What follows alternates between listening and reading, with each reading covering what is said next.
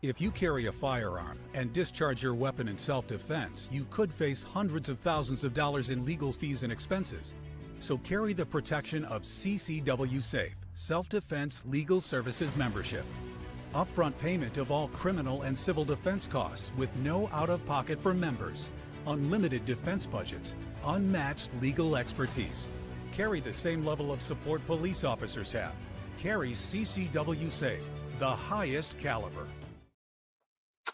And we are back. A little different tonight, and we're actually planning on having a couple of nights a week where I'm doing the hosting just to give Chris a break. Chris works a lot of extra hours, tons of long days, and it's just a way for me to get my ugly face in front of you guys every so often, a little bit more often. And tonight I am joined by our resident intelligence expert, S2. How are you tonight, brother? Oh, I'm doing all right. Got a little case of the crud, trying to get over it. You know what? That's been going around my family too. My son in the middle of the night on Saturday night puked his guts up in our hallway, so I had to clean that up. My wife's been sick all week, and I was a little under the weather yesterday. So really, it's that change in the weather, just constant up and down. But nothing a little of that eye substance won't fix. Yeah, exactly. Well, we're going to cover some news items for Chapter 1. A little bit different. We don't have as many graphics or X posts to show you guys. It's going to be a little bit more dialogue tonight, but we're going to talk about the top 5 international news stories to start off. And there's a lot. In fact, when I was looking at the news this morning, I was like, wow, there's way more on the international front than there is on the domestic front. We covered the State of the Union or joint session of Congress, which I thought was a big win for our side and a big loss for the Democrats just sitting on their hands. Real quick, a couple of minutes on that. I didn't actually give my response to it. It was rather insane. And even the Democrat talking heads in the media are saying, yeah, this was not a good look for us. So I think, honestly, if you held the election from November again today, Trump would win a bigger margin than he did in November, which is crazy. But I think that there were a lot of people turned off by that absolute ridiculous display on Tuesday night. But without further ado, let's get into our John, do you first. mind if I make a comment on that? Yeah, absolutely. Go ahead, man. So there's a phenomenon going on right now. A couple of things have been happening. I noticed during the speech that there was one lone Democrat that was standing up and clapping for little DJ and some of the other things that Trump was saying.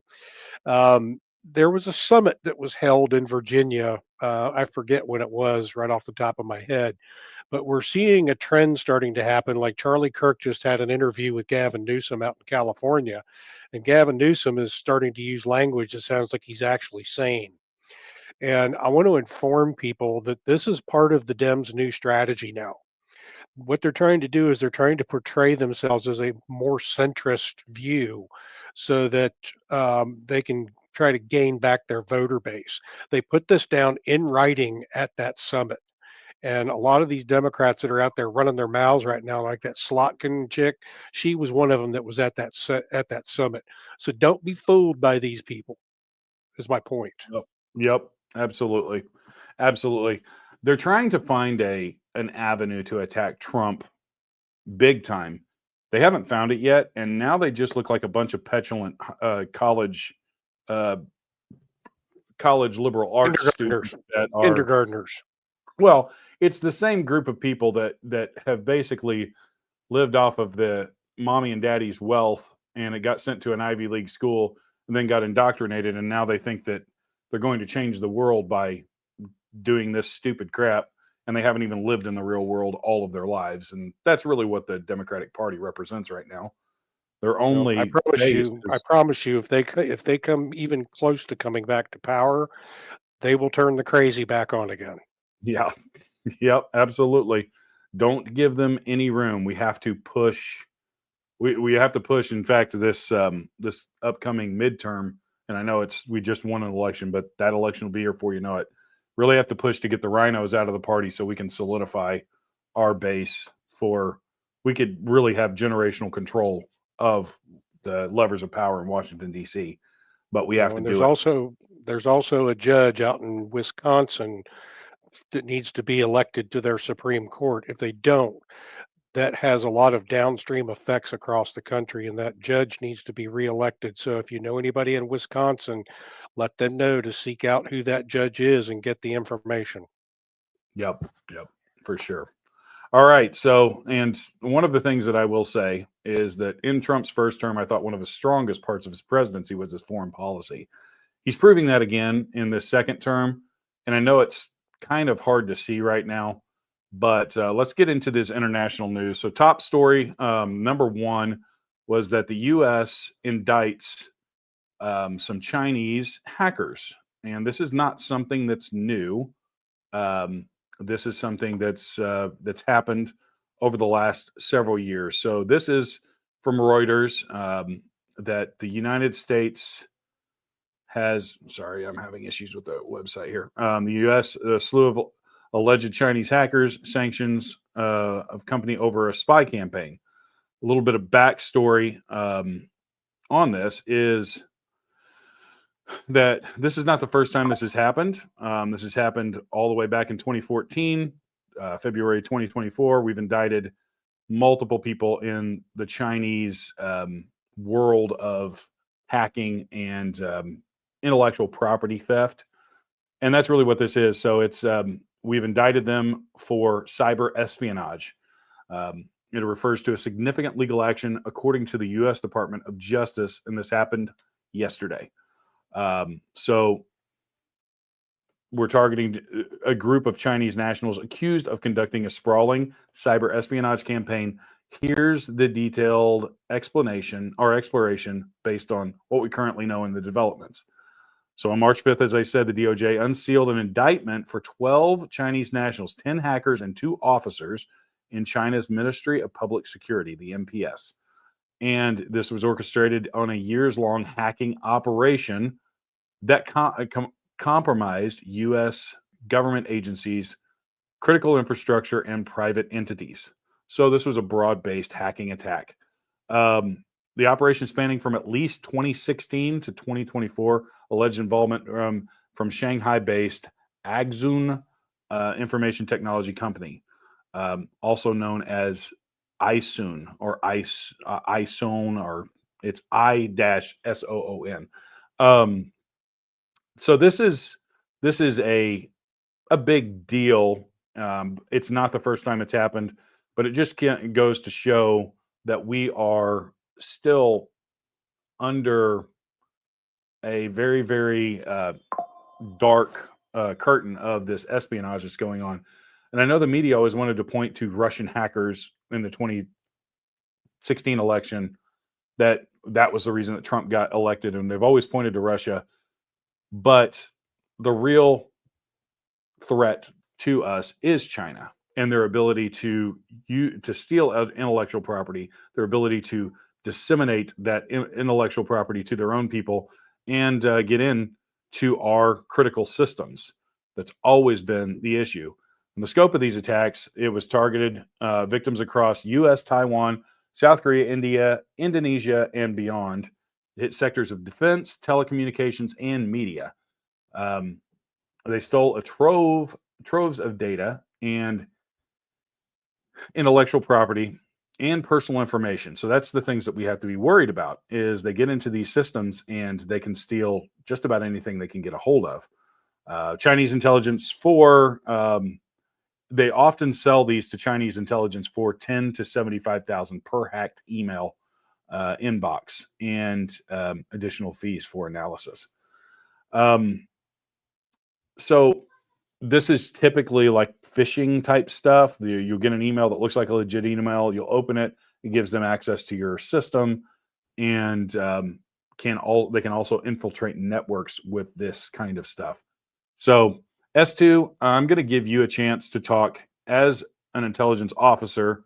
You kind of understand the background and the kind of beyond the surface of what this is actually, and what this actually is, what it looks like, and how it actually threatens us. and our country. Well, as you say, it's not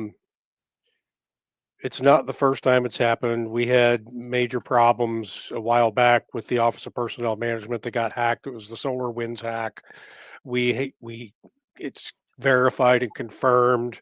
I have maps that were taken of captures that were taken during the 2020 election that proved that China was involved in some sort of interference with that. We also had people right here at the University of Michigan that were involved in some of this mess too. I forget what the name of the company was, but the gentleman's name was Eugene Yu, Yep. and he was involved with the poll chief software that was a lot of states and counties were using around the country. Well, what ended up happening to Eugene Yu is he got caught out in California, and the DA out there basically let him go, and he eventually made his way back to Malaysia. But there's been a lot of other stuff going on. There was a gentleman named Gan Jin who was arrested at MIT for espionage. He was a non-registered foreign agent that was reporting for not reporting a bank account that was tied to the CCP.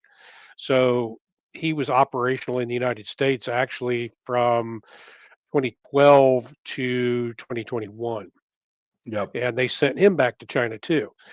This whole announcement of indicting these 10 Chinese hackers is purely symbolic, in my opinion, because they're in China. And do Yep. you think the CCP is going to turn them over to the United States? No. No, absolutely not. So it's going to be another case of we've got the proof, we can prove it. China's going to deny it, but we've got the proof. And at the end of the day, it's what we all know. It's what China knows. It's what the NSA knows. It's what CISA knows. Everybody knows, Yep. but nobody's going to do anything about it.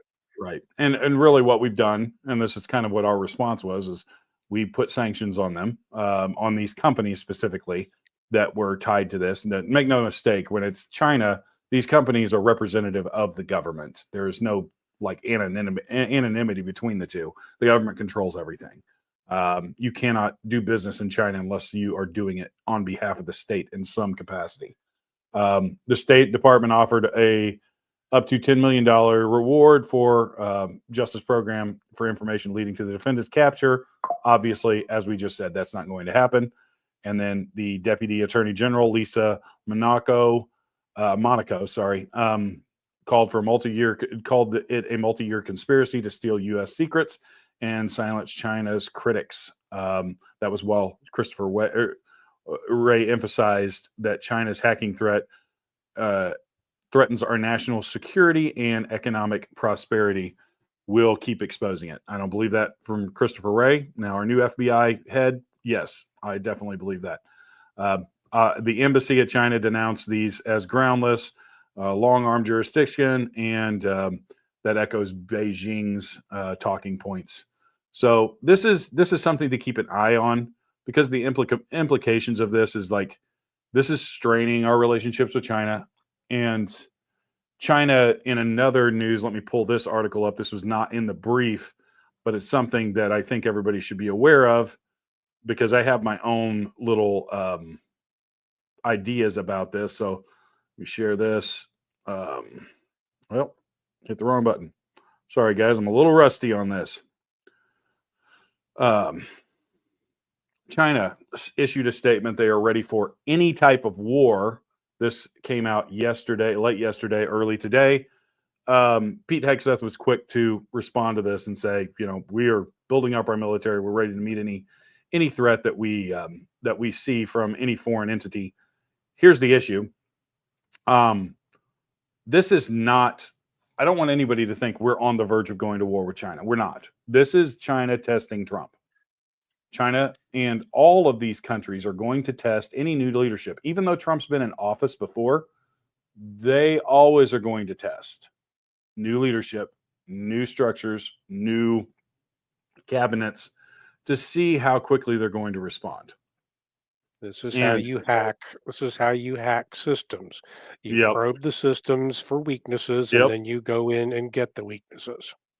Yep. So that means that, Trump's response to this is going to be key. in setting the tone. And that's the key to this. Foreign policy is all about the tone that you're going to give these other countries. This is why Trump was so good in his first term, and I think is going to be probably even better in this next term, is because he's going to have the backing of a cabinet that's actually got the same worldview as him. And that is, if you exude strength, even if you're talking to a dictator or a bully or somebody like Putin, who is a thug, and not a good person at all, when you exude that strength, they know to back off. They know where the line is. With Biden, there was no line. There was no way for them. They knew they could walk all over the dude because he didn't even know where he was most of the time, and they knew that. So that is why he has to show strength here, just like he did with Zelensky last Friday. And Zelensky left, and he got a little bit of clout from the media. On the tail end of that, he came back and said, "Oh, we're ready to do a deal." And then the EU got involved. And we'll get to that in a minute, because that's the next story that we're going to talk to. You have anything else to add before we move on to story 2? No, I do not. Okay. All right. So moving on, the EU had an emergency summit to commit to working together after Trump signals Europe must defend itself. Little side note here before we get into the meat of the story. This is what Trump's been calling for nigh on a decade now, is that if you're in NATO, you should be paying your fair share.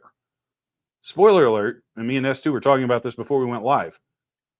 If the U.S. pulled out of NATO, NATO crumbles tomorrow. It's gone. And really, NATO is somewhat of a relic of the World War II mindset. The world has changed drastically. By and large, we don't get involved in traditional ground wars like World War II anymore. Well, there's a problem with pulling out of NATO. There was a new bill that was passed in Congress. I forget when it was, but basically, Trump can't make the unilateral decision to pull us out of NATO. Congress has to vote on that. And I'll give you 3 guesses who authored that bill.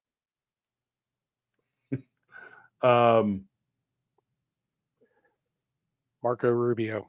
No. Yes. And that's not surprising. That's not who I was thinking, but that's not surprising. Marco Rubio has a neocon past, very much so. But I think he's going to do really well as Secretary of State overall. So quickly, to get kind of a background of this, the summit was announced for the European Council President Costa on February 23rd. Will focus on bolstering support for Ukraine and strengthening the EU's defensive capabilities. This urgency stems from the recent actions by the Trump administration, including the pause of military supplies and intelligence sharing with Ukraine, as well as signals that the U.S. is prioritizing negotiation with Russia, often excluding European and Ukrainian input. There is a reason for this, and one of the best examples of this is what Trump is actually proposing is a win for all parties. It's kind of insane, but what he is proposing is that you're not going to get back the land that Russia has taken. The Crimea, Donbass, all of that stuff, you're not getting that back without actually taking some serious military action. So what he is proposing is that the land that Russia has, they keep, but they cease all military operations. Ukrainians get to stay sovereign. They get to keep their country as it is outside of the invaded territories, and the hostilities cease. So from Russia's point of view, they won land. They have rare earth minerals in their possession that they didn't have before, and they can push back and claim victory. Ukrainians can also claim victory because they stood up to Russia's aggression and stopped them cold. And it's been they've stopped them cold for months now, if not years. On the other hand, we also get to claim victory because we negotiated a ceasefire. We ended the war. Plus, we're going to negotiate with both sides on the Ukrainian side to get to develop rare earth mineral facilities that will give us rare earth minerals, but also allow Ukraine. What that also assures Ukraine is that when we put our own treasure and wealth and we develop companies in Ukraine and systems in Ukraine to get these rare earth minerals out, we're going to obviously defend those. So it actually prevents, or it's a kind of an insurance policy against any further aggressions from Russia. And the win for us is that we get these minerals that we desperately need for telecommunications, for any kind of electronic communications, are going to require these. Electronic vehicles, all of this stuff going to require these. So overall, it's a win-win-win. And that's what they're pushing back from. Because the reality is, spoiler alert, they don't want this war to end because they're enriching themselves through it. I'll turn it over to you, S2. Yeah, I was actually going to say that something that you hit the nail on the head with, and I forgot what it was now. Oh, basically about the rare earth minerals. The only thing is we don't know at this point what quantity of those rare earth minerals. But one of the things that Zelensky is pushing for is he's pushing for security assurances in writing, Mhm. and what he's not getting is that by us getting involved in that and giving us what we want out of that, there is an implied security assurance. Exactly. Yep. And this is where I think the problem comes in is we don't know what quantity of those rare earth minerals that Russia currently holds and what we're getting. We could get the short end of the stick and say, well, this ain't worth it, and then pull out.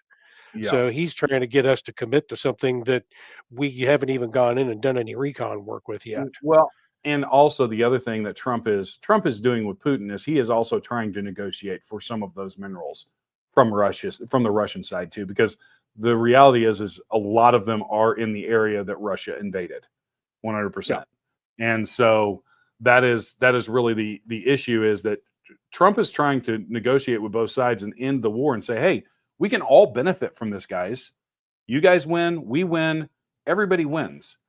But the reality is, The way I see it right now, the EU is using Ukraine as a human shield at this point 100%. because if they were to be attacked by Russia or any other entity, they wouldn't last a month. Yes, and they know that we have been the military arm of NATO for 70 years, in all honesty. And it's kind of funny because here's the brilliance of Trump and why he's so good on the foreign policy front and on the world stage is because he understands negotiation and strength. And when you have the strength of it, it's just like he told Zelensky in his meeting in the White House, you don't have any cards. And Zelensky did not get the metaphor. He's like, I'm not playing cards. I'm not blah, blah, blah. He's like, no, you don't have any cards. With us, you have cards. And what he's implying is exactly what S2 just said. With us, we're going to come and develop the lands and pull rare earth minerals out. You're going to get some of those. We're going to get some of those. And with that, do you think we're just going to leave that to a Russian invasion? No. And Putin knows that too. Spoiler alert. He knows that if we are developing things like that, that we're probably going to defend him. And the last thing he wants is to get involved in a war with us. That's the facts. Well, and in truth, the EU gets a lot of their resources from Russia, even still at this point. I mean, Germany's getting their natural gas from Russia, and you know, Russia could very easily bring the EU down to its knees just on that alone. Okay, yeah, I'm cutting it off. You're done. Yep. Why Yep. hasn't he done that yet? He could do that. Why hasn't he done that yet? Because he hasn't been provoked to that point. And I applaud Putin for his restraint. I really do. Yep. Because there's a lot more he could have brought to bear in all of this. It's Oh not. yeah. Here's the other spoiler alert. Putin and Vladimir Putin and Vladimir Zelensky are the same person. Neither one of them are good guys. Like Putin's smarter than Zelensky is with foreign policy. He just is. But they're both bad people. Like Zelensky is not some hero. He is a pawn. and he's being used by the WEF and the EU and all of these other, globalist conglomerates that want to further their agenda on the world. And so, they're propping him up, but I think his days are numbers, and I think he knows that. That's why he's trying to get a deal, so that he can kind of wave that around to keep himself from being excommunicated, Unalived. shall we say? Unalived is the word I would Yes. use. Exactly. So, real quick, just a couple of things on the implications. The summit reflects a pivotal moment for the EU as it grapples with its strategic autonomy. Trump is basically telling the EU to figure this out. This is your problem. You figure it out. And the bloc faces pressures to unify its often fractured stance. 27 nations with differing priorities and act decisively without the U.S. safety net that has relied on since World War II. That's exactly what I was talking about earlier. The outcome could reshape NATO dynamics, Europe military industrial complex, and Ukraine's future in the face of Russian ambitions. For real-time updates, this is a fluid strategy with leaders like Scholz advocating for immediate steps like prisoner exchanges and ceasefire foundations. They are preparing a comprehensive defensive plan for future discussions. I know Germany is planning on, they're actually going to go into massive debt to build up their military, which is ironic because Trump is getting a lot of what he said should have been the way that it should have been for years. We should not be the military arm for NATO or the EU, and we have been, unfortunately. So I'm going to let you, any closing comments on that, and then we're going to move on to the next big story. Well, I'll just close on that by saying that I see a bigger picture here. So Trump is trying to make America great again. At the same time, what a good leader does is not to put down all of the people that are around him, but he tries to lift them up around him. And Yep. what I see him doing is forcing these countries to make their own countries great again and stand up for their people. Yes, And it's a move. in that way, he will be the world's unifier. Yes, and he unifies by a move away from globalism, not towards globalism, which is insane because it's a counter narrative to. It's not insane for us because we've always believed this, that nations should have sovereignty. It shouldn't be this global citizenship in this globalized world. Every country has its own pluses and minuses, and we should live by that. We shouldn't be living by this globalist scheme where somebody across the world can tell me what I can do in my backyard. Moving on, Trump, and you guys may have seen this, Trump issued another ultimatum to the Hamas thugs on the hostages in Gaza. He basically said that you had better make a move. You had better release these people because it's over for you if you don't. And Trump has said things like this before. The last time he said this, they did release some of the hostages. Some of the condition of those hostages was mind-blowing, and many of them were already dead. And so no love lost for Hamas here. And Hamas is defying the Trump ultimatum. They swiftly rejected his ultimatum on March 5th. Maroof, a spokesperson for the Hamas-controlled Gaza government, responded on the 6th via X, arguing that Trump's threat emboldens Israel Prime Minister Benjamin Netanyahu's radical approach and war crimes. Maroof stated, "Such positions are what give the war criminal Netanyahu the strength and ability to continue his crimes," suggesting that if Trump genuinely cares about hostage releases, he should pressure Israel to negotiate a second phase of the January 19th ceasefire deal.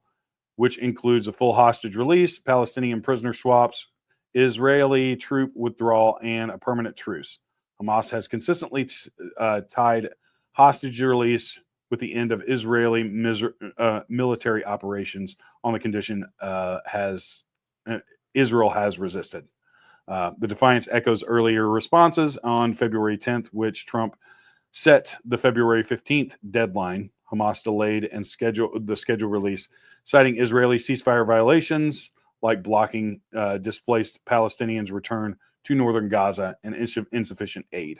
So this is an ongoing back and forth, and I think that I don't know that there's a pretty end to this. In all honesty, this is two sides of a blood feud that goes back centuries. I don't know if you have anything to add to this S2 or anything to speak of when it comes to this. Well, I know that Netanyahu has been let's go back to October 7th, okay? Mm-hmm. I was with the organization that we actually broke the story about there being a stand down on October 7th when they invaded Israel. And there was no way in hell that you couldn't tell me that the country that has the world's premier intelligence organization did not know this was coming. Well, it came out later on that IDF knew that Hamas was planning this for about 2 years in advance. So what I saw happening out of this is that Netanyahu basically started this destruction of Gaza for his own purposes. I can get into what those purposes are, but it's not really relevant to this discussion right now. What needs to happen in order to make this work is Netanyahu needs to be removed from the equation. Mm-hmm. He needs to, they're trying to make it, they've tried to make him step down. He continues to hold power there. Trump needs to remove him from the equation because he is the problem. Yeah, I agree. There's, it's much like here in the United States. I don't necessarily blame the Israeli people. There are missteps on both sides, but I do know that the what they want is they want the eradication of Israel on the Arab side, but that doesn't mean that the answer is to give Netanyahu full carte blanche power over this thing. So it's really, I think you're right. I think that's the best solution is to get new leadership in Israel so that you can actually negotiate a truce and a ceasefire and maybe ultimately peace. Now, my own personal beliefs, I don't know that there's ever going to be peace in this part of the world. It's almost an impossible thing. So not when you have an ideology whose ideology says convert or kill. I mean, yes, and they've always been very steadfast in that. So as long as you have two peoples that don't agree on that respect, there's never going to be peace. yeah, and let's not forget that this powder keg was lit off after many peace deals were signed because of the negotiations of Trump. His son-in-law, Jared Kushner. I'm not a big fan of Jared, but he did negotiate some very amazing peace deals in the Middle East between Israel and some of the more, we'll say, less, what's the word I'm looking for? Less willing to kill everybody who is Jewish or Israeli. Some countries are very much liberalized and I don't mean liberalized in the American sense, but liberalized in the sense that liberalism was actually originally meant to be the term. Spoiler alert: most of the founding fathers were classical liberals. That term of liberal actually has been coerced, and I believe the guy that did it was FDR. He coerced what liberal actually meant. Liberal is literally a form of the word liberty. But modern day liberalism is not that. Anyways, that's a side note. And in a kind of a related story, Israel criticized the Cairo Arab Summit outcome. Following the Arab League Summit, Israel expressed dissatisfaction with the outcomes. While Hamas welcomed the decision, the summit addressed regional issues, including Gaza conflict, highlighting divisions between Middle East diplomacy. And on March 6th, the story, Israel criticized the Cairo summit, and Hamas welcomes it. Centered the sharp divide between Israel and Arab states following the emergency Arab summit. This happened on March 4th. So this was hosted. I think this whole thing with Egypt standing up and coming to the forefront with this thing, and basically saying we're going to rebuild Gaza, I think it's a fantastic thing. And once again, if we look at this situation, Trump has said, "This is your problem. It's not our war. You solve it. We're trying to help, but this is your problem over here. You've got to solve it." And they're stepping up and they're starting to follow what I believe is Trump's lead on this. And this was the next point I was actually going to make. So you kind of set that up. This is what you call leadership. Leaders don't always get in and just make deals. Sometimes leaders have to say, you guys have to figure this out, because we cannot expend billions and trillions of dollars on these wars that we can't make peace with. This was the problem with the George W. Bush and all of the neocon ideology in the early 2000s of, we're going to infest them with our Western worldview. You cannot do this in that part of the world. That ideology, these are theocracies, and they're very much governed by the religion of Islam. And that religion is a religion of war. Sorry if you don't agree with me, but history teaches us that is a religion of war. And it's a religion of conquest. It's as S2 just said, convert or die.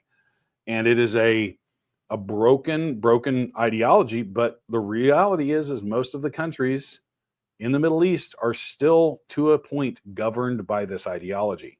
So getting peace, and Africa too, and getting peace with that, it's like trying to tame a full-grown tiger. You're not going to get it. So. But Trump is showing the leadership of, he's trying to lead them all to a path of saying, guys, we can all coexist and we can all win. We don't have to fight each other. And no, we don't coexist. You stay on your side of the equator, we'll stay on ours. Well, and that's really the idea of national boundaries, because the reality is we're never going to see eye to eye with Saudi Arabia or Iran or anything like that. But you guys stay within your borders, we'll stay within ours, and don't mess with us. And I think it's a smart move, and I think that's where we need to go. But who knows what's going to happen? The next story is kind of a tying together of the two that we've been just talking about, and that is that Russia is seeking to mediate between the U.S. and Iran. The Kremlin has positioned itself as a potential mediator for the U.S.-Iran relations amid the strained intelligence sharing with Ukraine and heightened geopolitical maneuvering following U.S. policy shifts. So as of March 6th, this reflects a significant geopolitical development tied to escalating tensions over Iran's nuclear program and the broader U.S.-Iran relations. So, spoiler alert: the Iran deal that Obama pushed late in his presidency, the nuclear deal, it really actually allowed Iran to move very, very quickly towards actually having nuclear weapons. You cannot give a state like Iran the technology to have be able to enrich uranium or have the ability to make fission with nuclear material. And that's really what the Iran nuclear deal allowed. Now, it was over a longer term, but make no mistake, it's kind of like North Korea. And once they have nukes, then you can't negotiate with that country in the same way. And so the Kremlin has offered to be a mediator. I don't know exactly what all of that will look like, and I don't know if you have any information on any of this S2 from your channels, but this is an interesting development. Well, Russia has the relations with Iran, so it only makes sense that they go in and they do the mediation in there. They have the relationship there. Um, However evil the Axis is at this point, um, it only makes sense that they do that. And it seems that Russia has been extending the olive branch to the United States on a number of fronts, including with Ukraine. So to me, it's the logical choice for them to do that. I don't know that they were actually asked to do that. I think they stepped up and volunteered to do it. So that to me kind of tells me that Putin's going, okay, let's take a look at this from all sides. And this looks like this could be good for everybody. So let's see what we can make good for everybody out of this situation. Yeah, and But the other interesting part of this is that Israel is vehemently opposed, and I think really anybody with a half a brain is vehemently opposed to Iran having nuclear weapons. And so this is a very interesting needle to try and thread, because you have to also take into account what Israel's going to think about this, and how this affects our relations with that country, as well as all the other Middle Eastern countries that a nuclear Iran could pose a massive threat to. the one thing that bothers me about this whole thing that's been going on between the United States and Iran has basically been this is that they don't want them to have nuclear anything. Yeah, And the problem with that is that when you allude to the fact that you are oppressing a country and keeping them basically in the stone ages by not allowing them to have modern technology, you fuel that anger even more. And it's kind of like the kid that wants the cookie jar that's on top of the shelf in the kitchen. The more you show him that cookie jar, the more he's going to want it and the more he's going to try to get it. And he eventually will get it. So I guess what I'm looking at is if some semblance of peaceful relations can be established, I would like to see, and nobody's going to agree with me on this, but I would like to see Iran and Iraq at least be able to have nuclear energy so that they could provide energy for their people without having to use the world's currency, which at this point is oil. And that's yeah, what everybody's after. They're always after the oil. They're always after the resources. Well, give them the ability. Maybe they could be supervised for a while by nuclear energy regulatory something or other. But give them the ability to provide modern technologies for their people. Otherwise, this shit's just going to keep on going forever. yeah. It's an interesting thing. And if you go back to the history of quick history lesson for the viewers, when you go back to the 1970s and you look at Iran, it was one of the most liberal, and once again, I'm using the term liberal as far as like liberty loving countries in the Middle East. When you actually look at like the 1970s, there's videos of women walking around in modern clothing, vehicles that were up to date in the modern age. They had a lot of the same amenities that were in most of the Western world. And then there was a religious fanatical takeover of the Ayatollahs, and they put everybody in the bondage of, women cannot have zero rights in this country. They're Sharia severely law. Sharia law. Yes, and they brought all of this in, and they walked the entire country backwards into what you said, the Stone Age. And so now they're living by a very dogmatic religious rule of the Ayatollahs, and it's detrimental to the country. I don't think that you can move forward with anything with Iran until the Ayatollahs are out of power in Iran, and it can return to a more liberty-loving country, much more like a Well, liberalized Saudi Arabia or something like that. if you take the Ayatollahs out of the picture, I think the problem there is that is those are religious symbols to those people. Hmm. So I don't think you're going to be able to take the Ayatollahs out of that, but I do believe that Iran could probably, in their whole political apparatchik, could come up with a way to create a constitution just almost like ours, where their powers are limited, and they're in an advisory capacity only rather than being the political capacity. Yes, yeah. It's going to be interesting to watch these. So this is really what we had to bring you for the 5 top foreign policy or international news stories that are going on in the world today. So that is our conclusion of chapter 1. I do think it is very interesting to watch this stuff develop and to see what's coming out of it. Like I said, I think Trump is a master negotiator, and he's probably about the only person that I could trust with that with this kind of thing on the foreign front, because when you look at history, the Republicans don't have a great history of of being really good with foreign policy. We typically go in guns blazing and don't really think about the ramifications geopolitically long term, and it ends up biting us in the butt.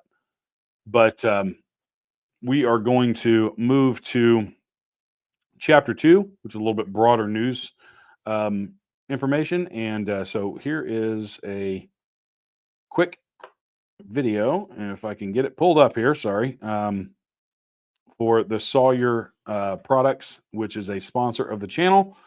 Check them out at sawyerproducts.com. And here's the video, and we'll be right back with chapter 2. The Sawyer Mini is the most versatile personal filtration system available. It's a perfect solution for backpacking, hiking, hunting, fishing, scouting, international travel, and emergency preparedness. At a mere 2 ounces, the Mini fits in the palm of your hand and can filter up to 100,000 gallons of water from any freshwater lake, river, or stream. The Sawyer Mini has a 0.1 micron absolute pore size. It was tested to 10 million parts of bacteria and 1 million parts of protozoa without a single breakthrough. This is the highest level filters can be tested to, so we're confident these are the highest rates of filtration available.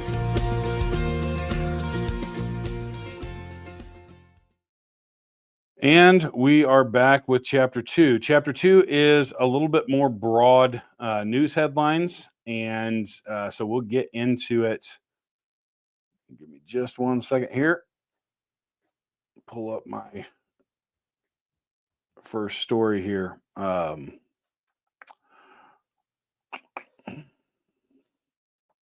Sorry, I got to get this queued up. Typically, when I have more people on the panel, it gives me a chance to queue up stuff a little bit faster. So I apologize for that. But here we go.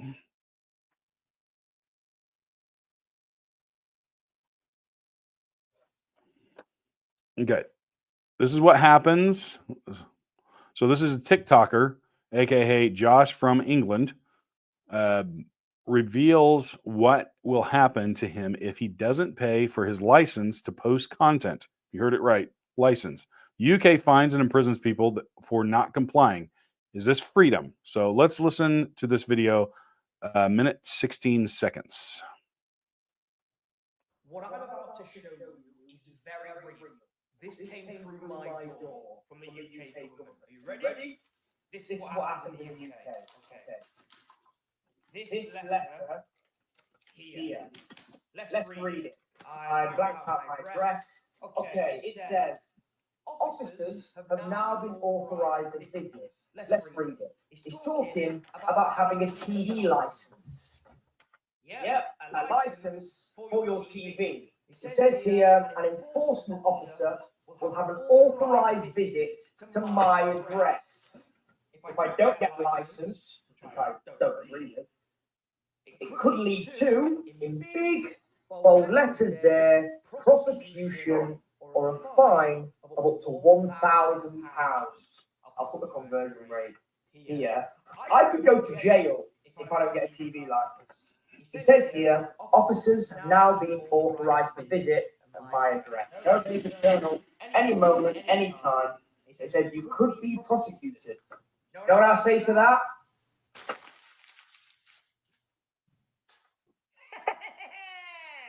See you in jail? What I'm about to show you is Okay, so brave Brit there, but S2, this is a broader issue with England, and even JD Vance brought this up in this summit with Sturmer on. I think it was the same day or the day before that they had Vladimir Zelensky in, and he basically just told him that, hey, you guys don't really have free speech over there, and you're jailing people for this. So, what are your thoughts on this? He got in his face about it. Well, I'm going to take the stance that the Brits did it to themselves, because there's nothing we can do about it. We can bitch and moan about it all we want to here on our side of the pond all day long, but it's not our country. Yeah. And until the Brits and the folks in the UK step up and take care of business over there, this is the way it's going to be. And I can tell you, it's coming pretty close right now. I think from things I've been seeing, that something is going to pop off here. I think they're going to be not necessarily right behind us, because I think we've already had our pop off moment here.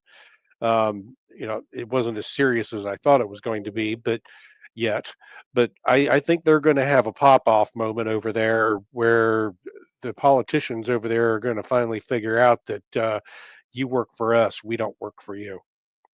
Yep. 100%. 100%. I think that this is hopefully going to breed a revolution, and I'm not talking about a French revolution, more of an American revolution, where you have a revolution of liberty. Problem is, there's been so much influx of foreign nationals, Islamic military age males into this country, that I'm not sure that they can fight this fight, in all honesty. And it's sad. One at a time. Yeah. So, anyways, moving on. This is tied to some of the stuff we were talking about in Chapter 1. Breaking. This is from the Post Millennial. U.S. stops sharing intelligence information with Ukraine. This was a part of the cutting off the military aid. So intelligence is a part of that as well. So we have stopped this, or at least paused it, until we get a more concrete answer on the way forward. As a former intelligence officer, I'm sure you have a lot to say about this, S2. Well, sharing intelligence generally goes both ways. I'm not so sure that the Ukrainians were sharing the intelligence with us that they were sharing with us. I've also heard tell that there's a possibility that Elon Musk may cut off Starlink access over there too. So that's a big problem for Ukraine. Yes, 100%. It definitely is. So the next story is about our new National Director of Intelligence, the NDI, Tulsi Gabbard, and her views on what's going on with the cartel. It's a 2-minute and 20-second video. We'll play part of it just so you can get an idea. Thank you, Mr. Vice President, for your leadership in bringing the country's attention to what has been happening here at the border and the significant change that has already occurred under the short time that President Trump has been in office. Really, what you're seeing here today and what you'll continue to see is a unified effort across President Trump's national security team, the Department of Homeland Security, towards our mission, which is to ensure a safe, free, and prosperous society for Americans. As Director of National Intelligence, there are a number of areas where we are focused. The President talked about in his speech, over 21 million people have come across our borders illegally under Joe Biden's administration. There are many of them that we don't know who they are. They have not been vetted. We don't know where they are. I'll give you one quick example of one of the problems that we are getting after. From Central Asia, there were over 4,000 people who came across our borders using an ISIS-affiliated network. Our National Counterterrorism Center went through and identified those individuals. There were hundreds of them who were either known terrorists or associated with known terrorists. That information was provided to the Biden administration. You may remember in some of the news, a little over 100 of those people were arrested in 2024. Of those who were arrested, only 8 were either deported or remained in custody. Only 8. The rest of them were released back into our country. Where are they? What are they doing? What may they be plotting? This is just the beginning. There are many, many areas that we need to stay very focused on, working with the Department of Homeland Security, working with the FBI to ensure that we're keeping the American people safe. Our Counterterrorism Center is working on making sure that we have that single source for vetting so that we can figure out who is actually in our country and identify those who pose a threat and get them removed. The president's designation of the cartels as foreign terrorist organizations falls directly into this, especially as we're seeing some of the tactics that these cartels are using reflect some of the tactics that we've seen used by Islamist terrorists in countries that many of us have served in overseas. Okay, so Hey, John, before you go any further, we're getting complaints in the chat about the videos echoing. Okay. I will see if muting my microphone will help with that. I apologize for that. Yeah, I hadn't seen that. I was trying to get the rest of these things open. So, yeah, I'll mute my microphone. Please let me know if there are still issues going forward with any of the videos. Go ahead and share your thoughts on this. I have some things to say too, but I'll let you go first.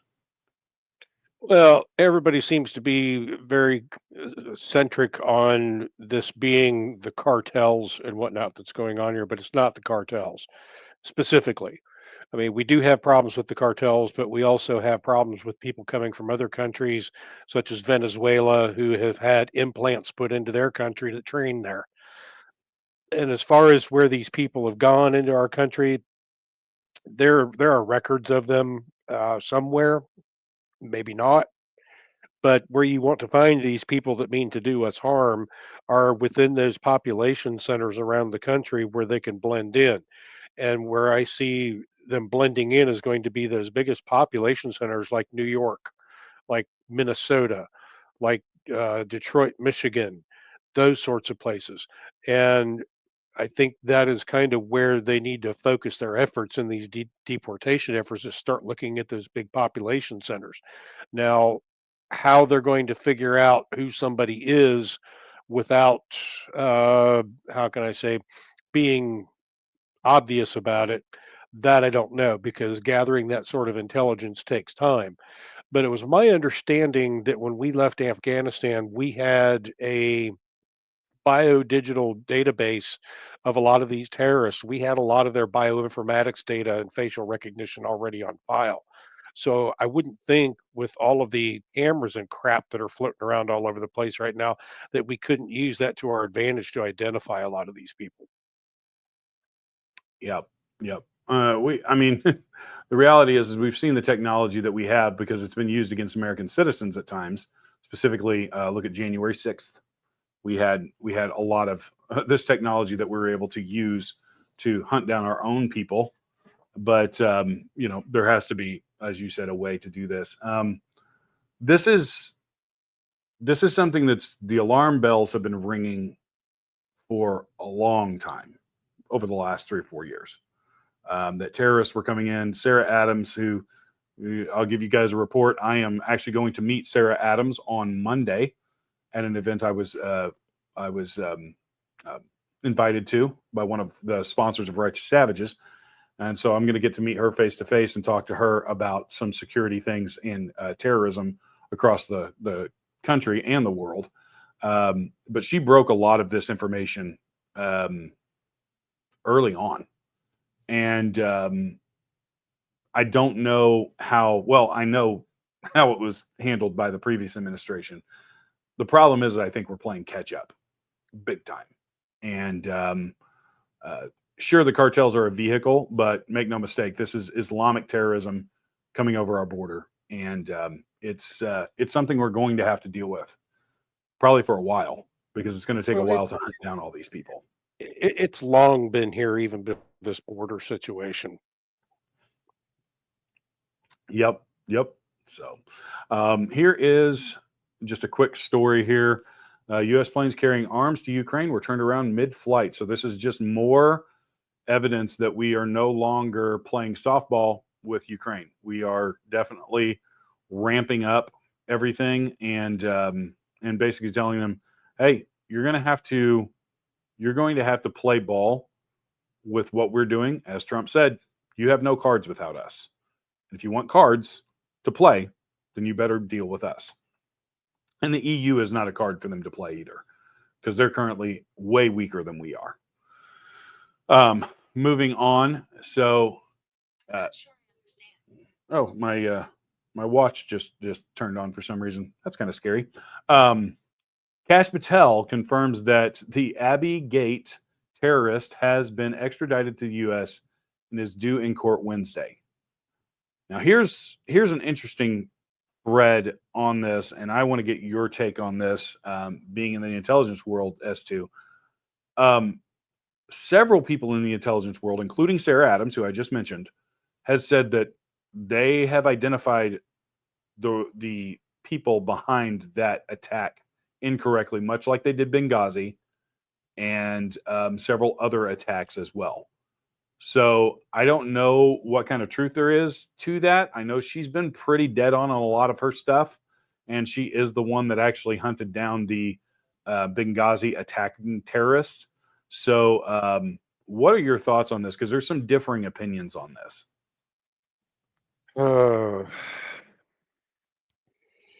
I'm not. I'm trying to say this in such a way that doesn't taint your view on things. I think what Sarah has maybe identified has been the networks that are operating over in Afghanistan and their assets that are enabling people to come over here. I don't think, and this is just my opinion, but based on all of the information she's put out, what I've read, the organization that she's tied to doesn't indicate to me that she's 100% correct on everything that she's been saying that's going to happen here. Right. It's Understood. I'm Yeah. I mean, I I'm don't think using any it. intelligence officer is, and I'm just going off of some things that she said in the past that have been true. But, everybody can make a mistake and be wrong. So, Yeah, I mean that is the nature of intelligence. It's we operate largely on open source intelligence here, which the problem with open source intelligence is that from one minute to the next it goes stale. That's its limitation. Um, and then we have the added piece of going through all of the bullshit to figure out what's real, and then we have to make basically analysis of the intelligence that we get, and that's basically a hypothesized guess. yes, it's an educated guess. It was, what was the movie?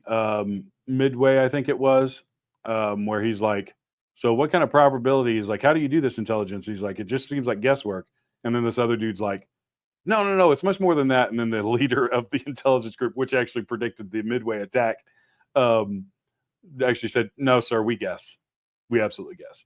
And that's been the truth about intelligence is, yes, you gather as much information and intel as you can, but at the end, you have to make a call.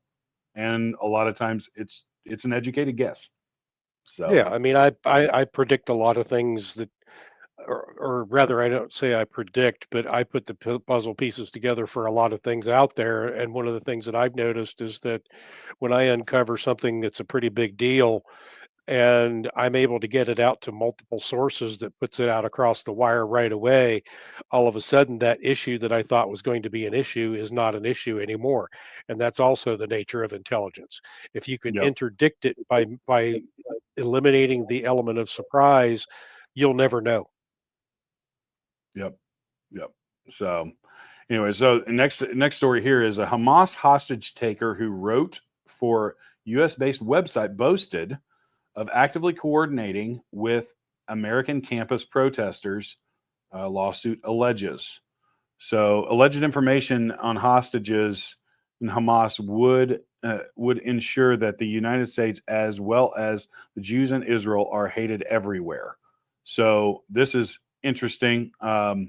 Always take these things with a grain of salt because there's intelligence organizations on both sides. There's Israeli intelligence organizations that may put out stories that point to this.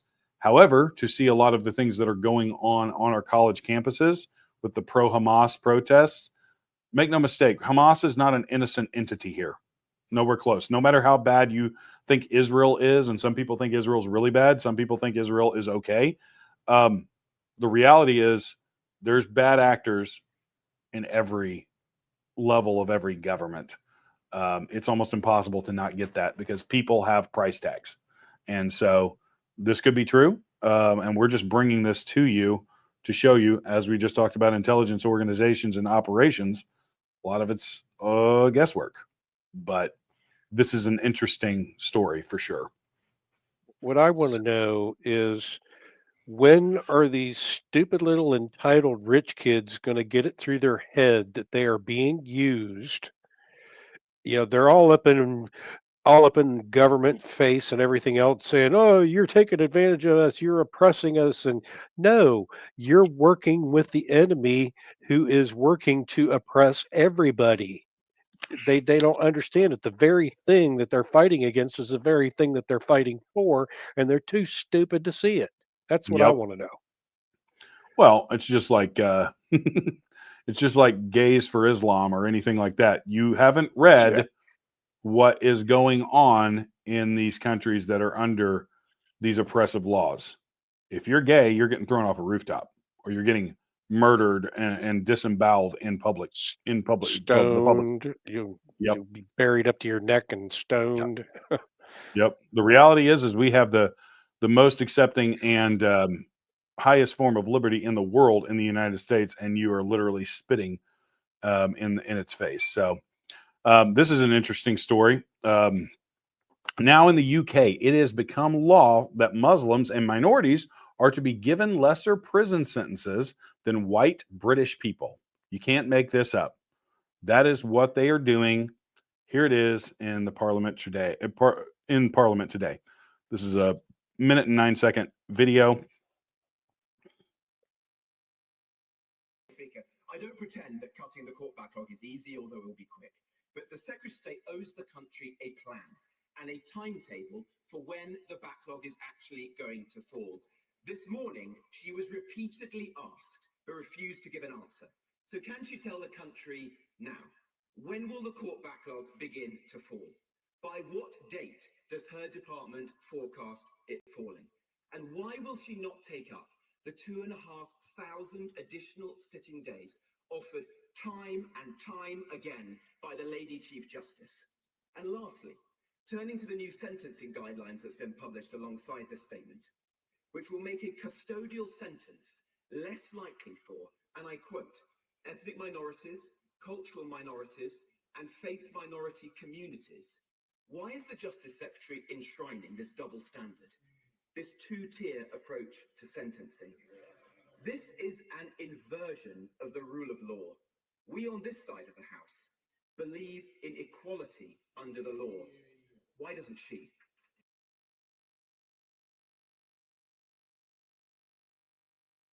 This is interesting because this is just another example of we've seen. I've done videos on the people getting, British citizens getting arrested for Facebook posts about the Muslim infestation, the Muslim riots, all of the crime that's going on. Just standing up and saying, "Hey, we should be able to, we shouldn't be allowing these people in that are, just a weight on the system, who are destroying our culture."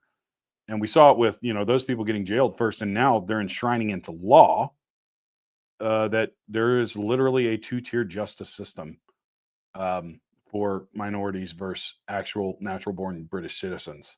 I think it's insane. Well, it's like over here, you've got the activist judges here. Let's take this dope from Canada who's telling Trump he can't do something that he absolutely has the power to do. He happens to be Muslim also, as well as Canadian. So the money that they were releasing, guess where it was going? It was going to Canada. Yep. So he had a conflict of interest there that he needed to recuse himself from, and they're just not doing it. But you have all of Yep. these activist judges all over the world that are trying to provoke a response. It's exactly what they're doing. It can't be anything else other than that. So Hey, they're to be careful what they wish for. yeah. And this is the same old adage, is like they want. Well, the Supreme Court ruling, and it wasn't really a ruling; it was more of a kickback for the Trump and the USAID $2 billion that was frozen. And what Alito put, and I would encourage anybody to go read Justice Alito's dissent to that decision. He's basically saying, guys, are you telling me that a low-level federal judge can actually tell the president of the United States, the entire executive branch, how they can execute their job? Because that is so beyond the pale of what the Constitution actually says. There's a reason why the judiciary doesn't have an enforcement wing, is because it is put in place by the other two branches of government. It is an equal branch as far as the way it is considered in the Constitution, but it has no enforcement. So, this is one of those where, and this is kind of off subject of where we were going, but this is one of those where I would say, if Trump was ever going to say no to a court, this would be the point. Force the issue back to the Supreme Court. Force them to do their job. I am really growing sick of the Supreme Court being weak-kneed about this stuff. Second Amendment issues are another thing.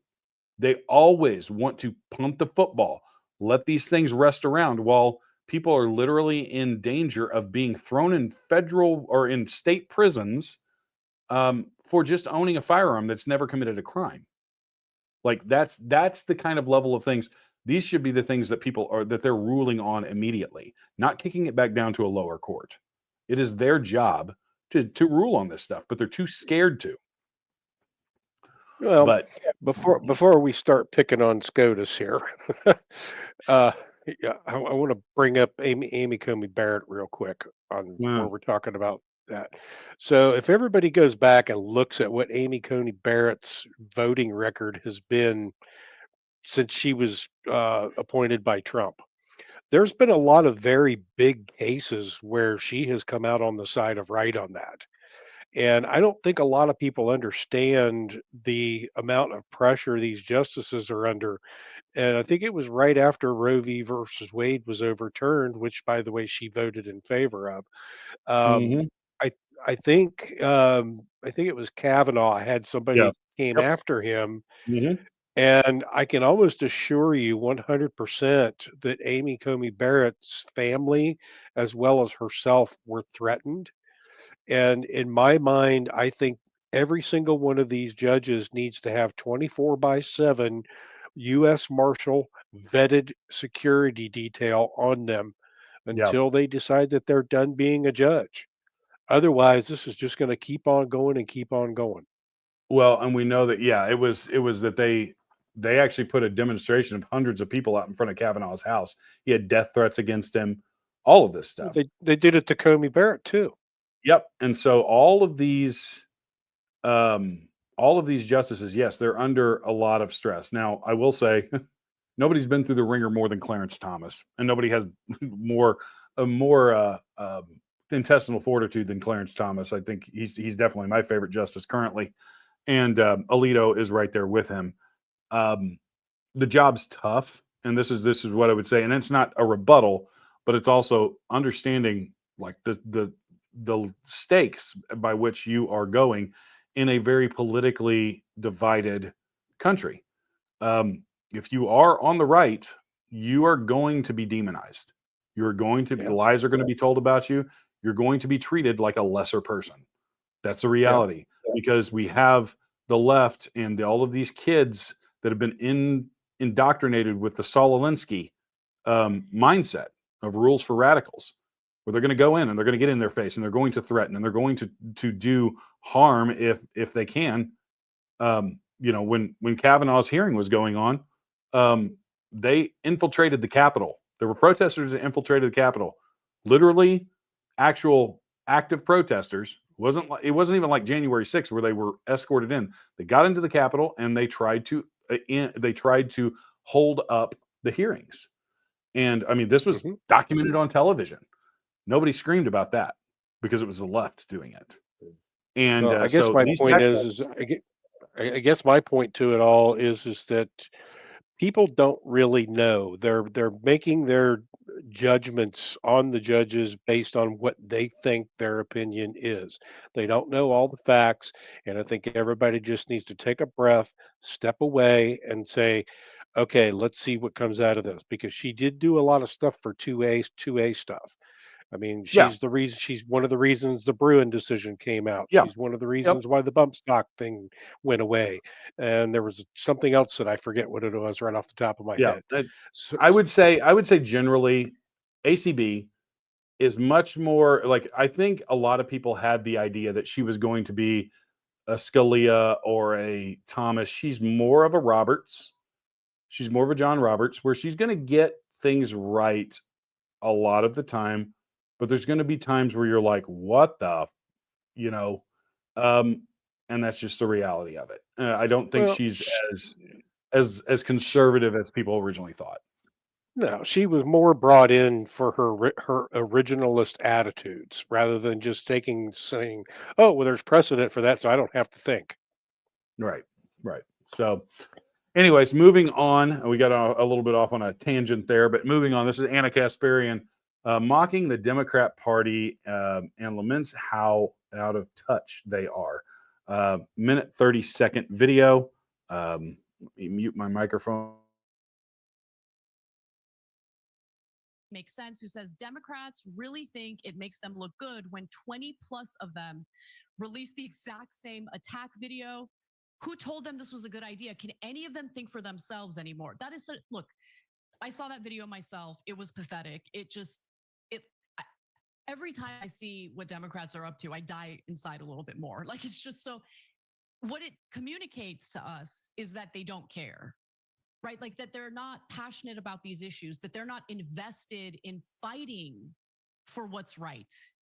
That it's just about, let me do this video, let me put this message out there just to ensure that I'm going to get reelected, right? They're doing it for themselves. It's part of their own personal PR campaign.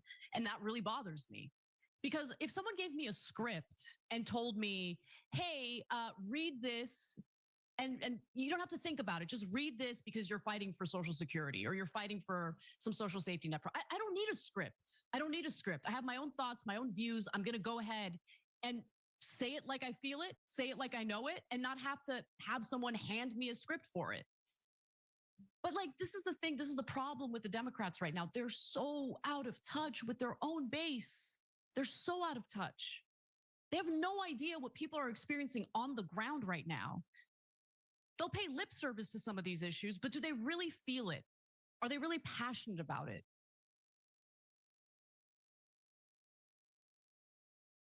You're on mute, John. Sorry about that. There's a lot of truth to what she's saying. The Democratic Party is out of touch. Trump really has broken the Democratic Party as it was the old Obama coalition that was supposedly never going to lose again.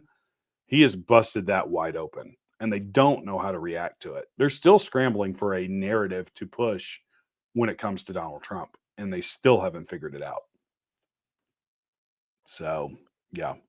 I think what more of it is that he's fueled the fire for the progressives to basically turn up the crazy is what it's amounting to.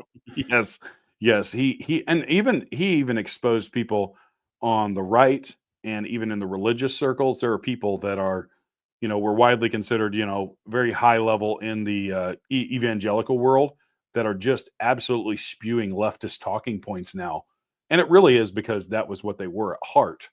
And he's just like, Trump is one of the best people at exposing the enemy that I've ever seen in my lifetime in the political world.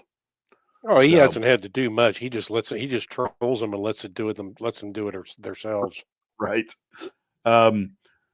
So here's an interesting from Newsmax World, Wall Street Journal. China worried about Trump's trade plan. And let's rewind back to 2018, 2019, before the unknown virus from unknown origins was released upon the world. Trump was in a trade war with China, and he was winning that war. China was actually hurting economically because of the pressure that Trump was putting on them. With the tax policies, bringing some of the manufacturing back to the United States. And so, yeah, they should be worried because it took the Wuhan virus being released upon the world and literally shutting it down, along with some very nefarious election practices, for him to get pushed out of power. So China knows the reality of this, and that's why they're saber rattling about war, in my opinion. You have Well, anything to say? their economy isn't in the best of shape, anyways. I mean, most of their banks are in financial trouble because of their real estate deals that they made for the past several years. And when you look at the fact that a major portion of the goods that we import into the United States come from China, and that's basically kind of been like their water spigot for all these past years.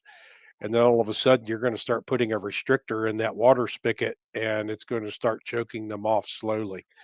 Yep. So for them to say that they're prepared for war, any war with the United States, they're not prepared for economic war with anybody. Yep. Yep. No, they're not. And they know that. That's what's funny about it. It's like they know that. China, I've said for years, is a paper tiger, but they're Yep. also a massive threat to us on the intellectual property theft, developing our technology to be used against us. That's really the big issue with China, and that goes all the way back to the 1990s when they were given most favored nation status by Bill Clinton, and that really is what ignited China into the modern age.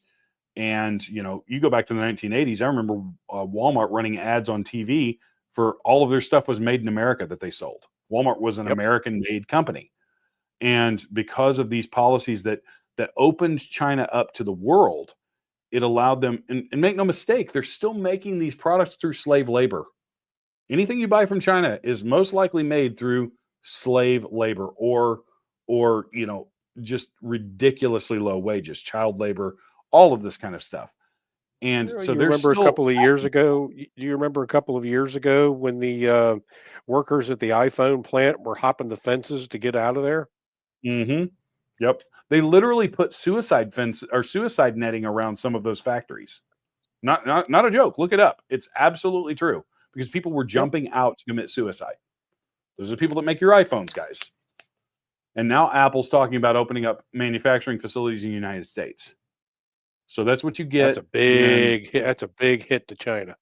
Yep, absolutely it is, because that's a huge market and that's a huge profit margin for them because they can make those for dollars and sell them for thousands of dollars in the US. So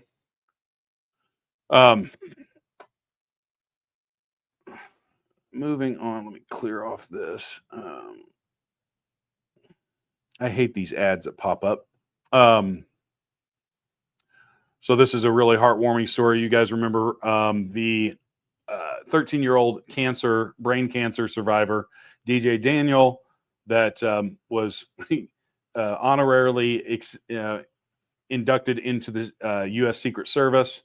He was at the White House today. This is a very heartwarming video with Donald Trump. Let me play this real quick. 33-second video. Let me mute real quick. What a good-looking family, huh? There's one more thing I got for you. They come. Okay, good. That's very nice. Look at that family you got, huh? Very nice. How are you? Nice to see you. Nice to see you. That was a big evening last night, right? Yes, it was. That was a big evening. What a good-looking family, huh? There's one more thing I got for you. They come. Okay, good. You're on mute, John. I keep forgetting to unmute myself. What a great little guy there. And the fact that the Democrats sat on their hands for that young man is probably one of the most egregious moments of the State of the Union the other night. Just blatant, because you hate the man doing the speaking. You cannot, celebrate a young fight for his life. It's been going on for years. Just mind blowing. And now they've been coming out and saying that he was just a prop. That's always the narrative. Always the narrative. I saw him on Bannon's War Room the other day, and that kid's a ham too. He's a ham and a half. Yes, They could not get him off of the camera. Yep. Okay, from Maria Norfall, Trump is to revoke legal status for 240,000 Ukrainians who fled the war. This is a part of a broader rollback of Biden-era parole programs impacting 1.8 million migrants, including Afghans who were aided by U.S. forces. With processing already paused, thousands face uncertainty as Trump's immigration overhaul accelerates. What are your thoughts on this, S2? It's a hard one. I mean, Yeah. I know that these people were fleeing a war-torn country. The Afghans, especially, I don't think should be sent back to Afghanistan. Pardon Yeah, me. because they will be killed when they go back, yeah, and their and families. the reality is a vast majority of these people were people that helped us in the war against terrorism and stuff. So this is one of those where, you know, look, I'm not of the belief that Trump is God, that every decision he makes is correct. I'll call balls and strikes on Donald Trump all day long. I think overall he's a good leader. I think his plans are very good. I think that he has the right mindset for our country, but that doesn't mean that we cut out things, you know, people that, you know, obviously need our help. And, you know, people will argue, oh, well, you know, what about the migrants that are coming over that are fleeing oppression in South America? It's a little bit different situation. A lot of these people were brought in through parole programs because of their, you know, close proximity to either, you know, I have friends that were in Afghanistan that run intelligence operations on the ground as CIA assets. One of them actually goes to my church, and I've had conversations with him. He said, "Yeah, there's a lot of people that we worked with that as soon as we left, they had a death sentence on their heads as soon as we pulled out." And he's like, "We should have never left those people behind." You know, The and we hard left a part lot of about this, the hard thing of this decision is these circumstances where these people fled from war-torn countries. They fled from situations where they most certainly would have died because of us. Mhm. And then you have the other illegals that are here.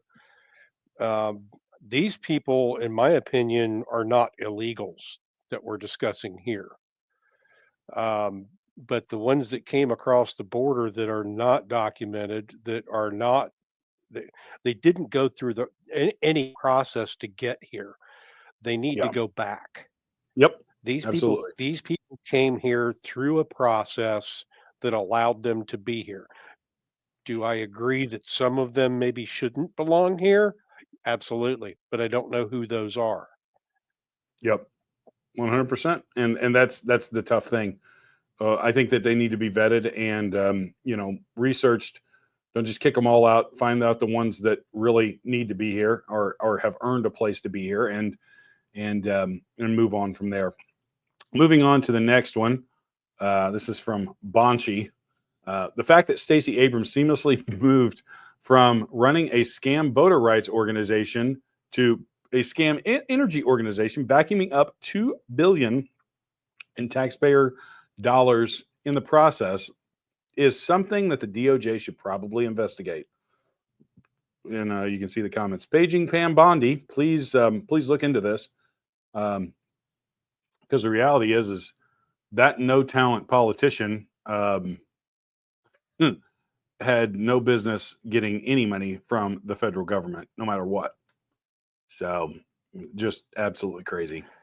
What did I call her today? The two-fisted Bojangles eating biatch? Right. Oh, I remember. I think it was one of the new Star Trek, one of the woke Star Trek shows, where she was actually the president of the world, and she actually was in a TV show. Just mind blowing. So Yeah, the people of Georgia don't want her there. They don't want no, her sister, the judge, there either. nope, They need to be expelled from that state, or she needs. What would really be ironic is that if she had to go to trial in front of her sister and her sister sentenced her to prison just to keep her own skin clean. yeah. Okay, moving on. Border czar Tom Homan delivers a message to Boston's sanctuary mayor Michelle Wu for saying the city is safe. Let's watch this. Probably won't play the whole thing. Minute 25 video. What's your message to the sanctuary city mayors? What would you say to them? Well, look, I met with the House Republicans yesterday and went over sanctuary cities and the dangerous sanctuary cities. Sanctuary city mayors are going to say this. We're a sanctuary city, we're a welcoming community because we want victims and witnesses of a crime to feel comfortable coming to the police and report a crime as a victim witness without worry we're working with ICE. That is a false narrative because victims and witnesses of crime do not want the bad guy back in the community. They would much rather this person be taken in custody of ICE after the county's done with them. That's the message. Sanctuaries are sanctuary criminals. And as far as the mayor of Boston saying safest city, well, I know 9 children that would disagree with her. 9 parents, sets of parents whose children were sexually assaulted, raped by people who are not supposed to be here in the country legally. So we're going to provide real examples of people that they released from custody in these sanctuary cities that ICE took a lot of time to find these people and take them off the streets. And who knows how many children were attacked by these people between the time the county released them and ICE was able to find them, because sometimes it takes months. So we're going to present real life situations on real victims of real illegal immigration.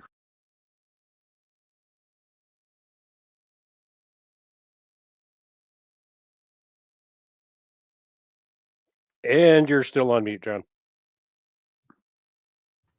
Why do I keep doing that? Thank you, S2. Anyways, even a laboratory mouse learns the second time.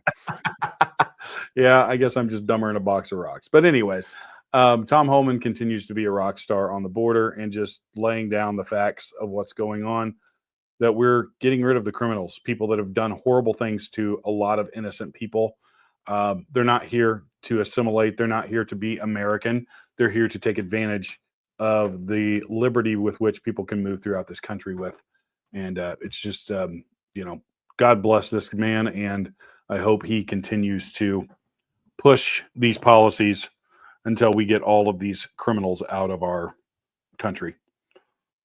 This is an interesting one. So the 39-year-old Canadian-born judge, Amir Hatim Mahdi Ali, is the first Muslim and Arab DC judge clerked for the Supreme Court of Canada and later led to the radical left-wing group that was called for defunding the police. In a lame duck session after Democrats lost the White House and Senate on November 5th, 2024, Senate Democrats confirmed Ali on November 20th with a 50-49 vote. So this is the judge that S2 was speaking of earlier. Piece of shit. Yep. And so this is the judge that issued the 36-hour payout of the Doge found $2 billion. And not even really by any stretch of the imagination a true American at all. And just installed has only been a citizen in this country for 4 years, and now has one of the most powerful positions in the country. Think about that. That's what the Democrats really think of American citizens. And he's dual citizenship too. So why aren't we impeaching this judge? That's my question. Because you need to have a majority vote in the Senate in order to impeach him. And the chances, actually, I think you have to have a 2/3 vote in the Senate to impeach a judge. And the likelihood of getting that right now is about slim to none. There are other avenues that the politicians are exploring. There's one I know of in such a case called rescission, where basically they can claw this money back based on a rescission clause. Yes, they can present the budget to the Senate and it can be voted on, and that money can just be pulled back out of the budget. Right. And this, honestly, they just had a meeting, and I think Elon Musk was present. He wasn't even aware of this. And a lot of people aren't, unless you really geek out on the inner workings of how the chambers of Congress work, both the Senate and the House. There's a lot of these little laws and rules that have been put through that allow for this kind of stuff. So it's not just about, getting a ruling from a judge. There are things that the legislature can do to pull these funds back. And if I was them, I would move on this quickly. What I having a problem understanding is how can you be a judge and swore a oath of loyalty to this country and still hold dual citizenship? And as I stated earlier, part of that money that he was demanding that Trump pay out was going to Canada. Yep. So whose interest was he acting in? Exactly. Maybe his other citizenship, his homeland. Just absolutely crazy. This is an interesting article title. Oh, go ahead. Go ahead. If you got more. Well, we're hearing a lot of that. We're hearing the pardon my French, the brother fucker, Ilhan Omar. She's going around saying, I'm going to prioritize my home country of Somalia. Okay, well, you want to do that, go back to Somalia. And now we've got other people. There's this another chick that popped out up in Maine here recently. Same thing. I'm going to prioritize my home country. There's no reason for me to assimilate here. Okay, go back to where you came from then. You have no place in this country. Yep, 100%. Last article of chapter 2, and then we're going to move into chapter 3 because we were short on time. This is breaking. Brian Fraser has said Kash Patel orders investigations into 13 congressional Democrats for inciting violence against Donald Trump. They put him in real danger, and they did it on purpose. How far will the left go to stop Donald Trump? I haven't seen much on this, but I know that Kash has spoken out before he was put into his position about this needing to happen. I know that Adam Schiff is one of the people that he mentioned being the most corrupt person in either of the houses of Congress. And I can't say that I disagree with him at all. So he's been really quiet since he took his post. He has. And that's interesting. So I'm wondering if he is gathering steam or he has not been in the forefront very much at all. So if he's doing anything, I'd say he's packing the gunpowder into the cannon because he's not going to shoot bullets. He's going to drop bombshells. Yep, exactly. So that concludes chapter 2, and we're going to move on into chapter 3 because we are short on time, and we got some funny videos for you guys. So let's get this started off with reshare my screen here with Napoleon Dynamite, middle-aged Democrat, 24-second video.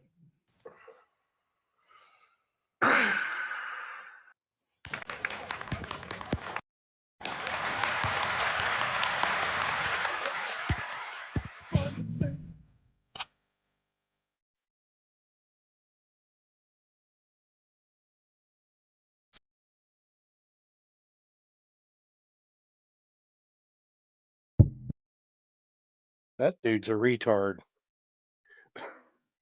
You're on mute, John.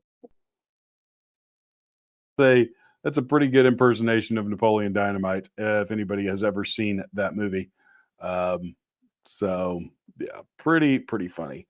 Here we go with our next one. A day in the life of an Englishman. Let me tell you a story. All right, sit back, relax, and enjoy. It's called A Day in the Life of an Englishman. Now, picture this. You're in London. It costs more than you earn to live here, so you're slowly accumulating debt. You can't afford a holiday, so you're addicted to drugs just to fucking escape your life. The weather's shit. The people that live here are even shitter, and they hate each other with a passion, and you can't afford to leave. There's homeless people all over the place. The shops are boarded up because of COVID. Anyway, you wake up one morning to find out your tax is going up because Labour's in. And this is after you, Les, the cost of living crisis, energy prices, interest rates have all eaten that last little bit of extra money you had left over each month from your wage and your outgoings. So now you're proper fucked. And while you're sat there on the toilet in the morning, reading tweets from the Metropolitan Police about online trolls and how they upset them, a SWAT team smashes through your bathroom window, straight past you, on the shitter, and goes into your 11-year-old son's bedroom and arrests him for shouting at a police officer. Then your sister rings you. She's recently got fired from her job as a doctor for refusing to ask biological men if they're pregnant. and she tells you that your grandma's just frozen to death because Keir Starmer gave her winter allowance to a country on the other side of the planet that's wealthier than us to help them with climate change. Oh, yeah. It's all getting a little bit much anyway. And you think, you know what I'll do? I'll nip off for a pint to relax. Maybe I'll sit in the beer garden and have a fag. But while you're doing that, you get barred because that's illegal now. So you decide, you know what I'm going to do? I'm going to go for a walk to clear my head. Morning. And while you're on your walk, clearing your head, you get stabbed to death. Yes, stabbed to death violently, just walking around the city. Then the Guardian plasters your face all over the news for randomly jumping on a perfectly good knife 54 times that was held by a choir boy.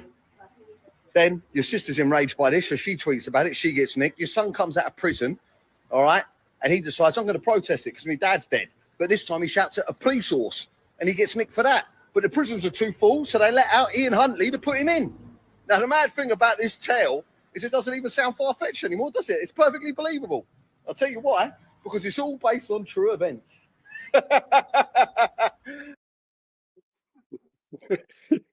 You're on mute, John. You're on I'm going to mute, figure John. this out before the end of the show. That was a homily of what is actually going on in England. That guy is dead on about so many things. And by the way, for those of you, when he says fag, he's talking about a cigarette. If you don't know how the British refer to cigarettes, not a fag like Adam Schiff. But anyways, our next one is DJ Daniel again, and this guy is just, he's hilarious and awesome. So let's watch this video real quick. Oh, baby, you got a risk, but you too cocky. So you on your phone? You about to go? What? Yeah. Bitch ass back for real. Sir.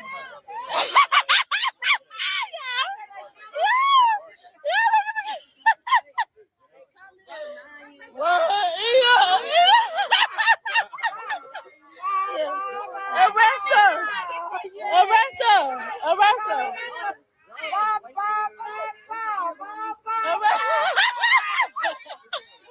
What's he supposed to be doing? A wiggy dance? Arrest her. Well, Yeah, you looks got like it. they're practicing for their real roles later in life. Yeah, right.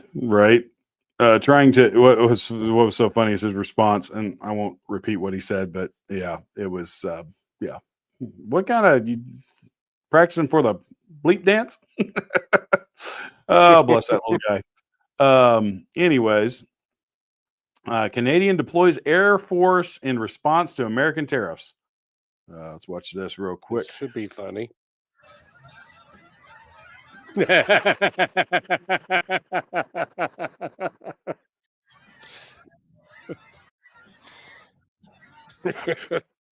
Great. They sent them down here. They shit all over the place.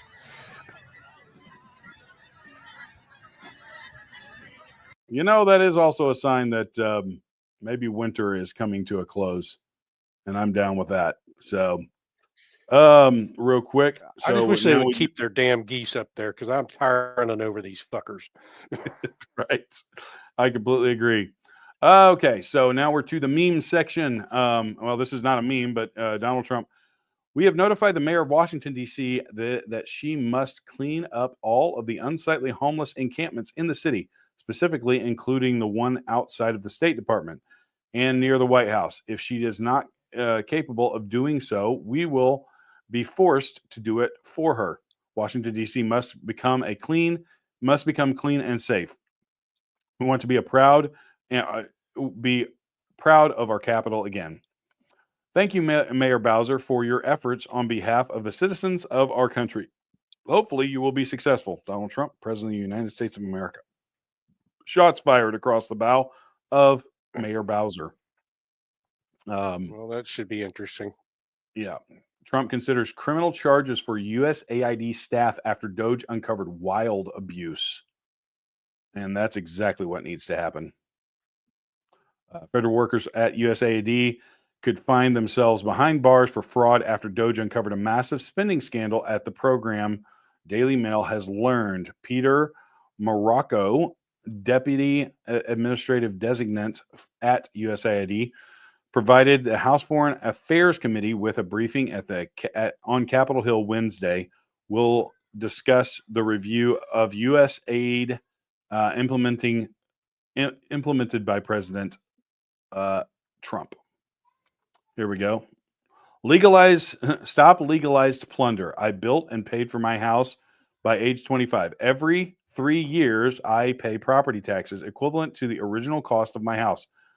It takes 50% of my Social Security to pay my property tax. That is insane. And anybody that owns their own house knows that you actually don't ever truly own your property. Because if you stop paying your property tax, even if you paid on your house, you could still lose it. Property tax is one of the biggest scams in the country, in my opinion. Same government that killed 100 million chickens for free to prevent the spread of bird flu still wants to pay for a license to hunt ducks, geese, turkey, quail, doves, and grouse and pheasants. President Trump to Hamas. Release all the hostages now, not later, and immediately return all the dead bodies of the people you murdered, or it's over for you. This is my last warning. We talked about that in the beginning of the show. We'll see what happens. The ozone layer is healing. Scientists confirm hole over the Antarctic is recovering and could soon close for good. Greta Thunberg, how dare you heal yourself? No doubt. Couldn't be all that shit they're spraying in the air that's closing up that hole. Right. House advances censure of Democrat Rep. Al Green over unruly behavior during Trump's speech. Yeah, that was insane. And even some Democrats voted for that. That dude looks like a fucking hobo in a suit. He really does. I don't understand it. The old lady, the old hag with the freaking purple hair and the insane dress, just insane. She's the crypt keeper's wife who looks like she's shopping over at homeless Carts R Us. Right. Okay, we won't stand up for a 13-year-old cancer survivor, but Democrats will kneel for a criminal. Boy, that's facts. This is in response to the George Floyd overdose death. James Woods. James Woods is a highly intelligent man. Great follow on X. When the caskets for the slain warriors were met by a bored Joe Biden glancing at his watch, his presidency ended, and in that one moment of truth. Seeing Pocahontas scrolling her iPhone while the mother of 2 murdered children were introduced, the Democrat Party was dead right then. His lips to God's ears. They were dead longer than that. Don't want a $5,000 check. I want to abolish the IRS. 100%. No doubt. I can get behind that. Elon steals. I don't know if you guys saw, like, if you watched the speech, the Democrats with these ridiculous black signs with little phrases on them. And then you had Rashida Tlaib with her miniature dry erase board writing stupid crap on there. It's just utterly ridiculous. Yeah, I sent one back to her direct. I sent one back to her directly the other day with her holding her sign, and I crossed out the Musk steals on it, and I put down there. I crossed out Musk and put I, and then crossed out the S. Just said I steal. Yep. Breaking I've been Elon Musk. roasting a lot of these. Yeah, go ahead. I've been roasting a lot of these politicians directly to their face today. Yeah. Yep. That is hilarious. And I think that it's well deserved. Elon Musk's Doge has terminated the lease at the Obama Presidential Library site. Wow.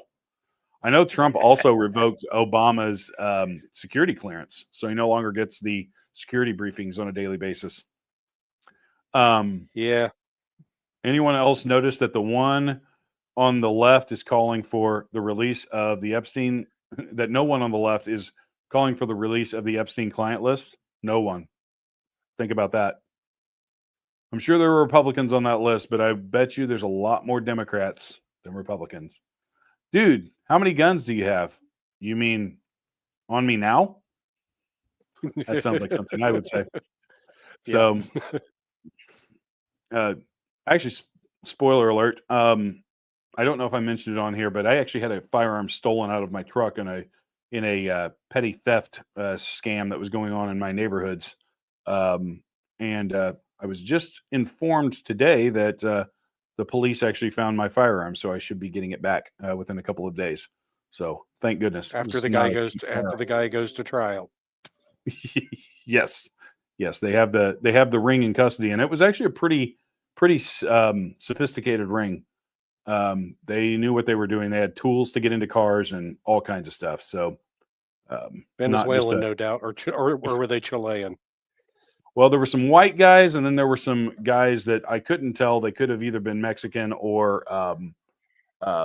of South American descent, but that was what we. They're probably Chileans. Yeah. So the people who built this are not going to benefit or enrich the culture of the people who built this. Yes. Yeah. Facts. And when you think that these buildings, you go to some of those old cathedrals in Europe, and you see those were handmade. Like that was before they had cranes and tools and everything. Incredible. We have lost the script as a culture for sure. Okay, next order. Elon Musk is considering a plan proposed by Rand Paul to rescind possibly $500 billion of federal funds already approved by Congress. This is exactly what S2 was talking about. This is rescission, and it requires 51 Senate votes, which Elon was reportedly elated to hear. So this would not necessarily. This would reduce the budget, basically, is what they would essentially be doing. They would be pulling $500 billion out of the budget. So the money would just not be there to spend, which is great. If this is banned in Islamic countries, shouldn't this be banned in Western countries? Yes. No masks. This ideology is it's cancerous. Here is a list of the tariffs imposed on U.S. goods. Dairy products. By Canada. Milk, right. By Canada. These are tariffs that are on United States products going to Canada.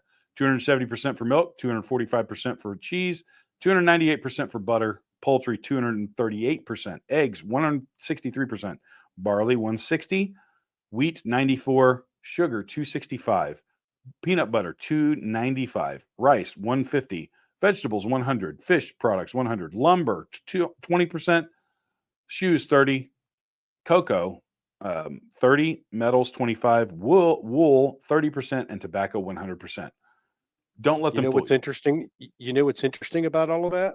What's that? Is probably 50% of those items on that list right there are imported into Canada for resale to the United States. Oh, that's the most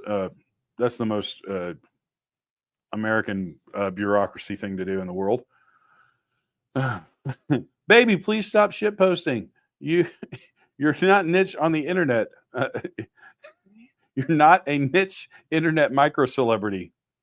My 6 followers need me. That's me. That's me. That's me on X. We only cheer for rape, murder, illegal aliens, and stealing my tax money. Oof, that's the Democrat Party. Oh, this is a great one. I sent this one to Chris. For the love of God, he's 13 years old and has brain cancer. This is one of the greatest SNL skits ever. Milton Foley, and I live in a van down by the river. Yes. Great one. This is CNN, where the truth doesn't matter and everything is made up. 100%. Trump considers criminal charges for USAID. Oh, we already did that one. We already got that one. Yeah. Americans rush to apply for UK citizenship amid Trump presidency. A number of Americans are applying for UK citizenship in the surge of a record high with Trump in the White House. And what I say about that is probably what you say about that. Bye. I'm thinking Epstein list. Yeah. Who knows, man? Old leftist hippies never die. They just get TDS and change their signs. All I'm saying is give war a chance. I stand with Ukraine 100%. The amount of dopes that I've seen say stand with Ukraine. I always love to ask them, oh, you mean you support Nazis? Well, no. They have an entire brigade of Nazis in Ukraine, right? You know what Michelle Obama says? I stand to urinate. Very good. If you work in the Department of Education and are posting on Twitter about how angry you are about losing your job, please realize only 27% of school-aged children between 4th and 12th grade will be able to read it. Oh, that's good. If that, from what I'm hearing. Yeah. A Texas state employee refused to remove pronouns from email signature. He was fired before noon. Fantastic. More of this. Much more, please. This crap no longer needs to be a part of our culture.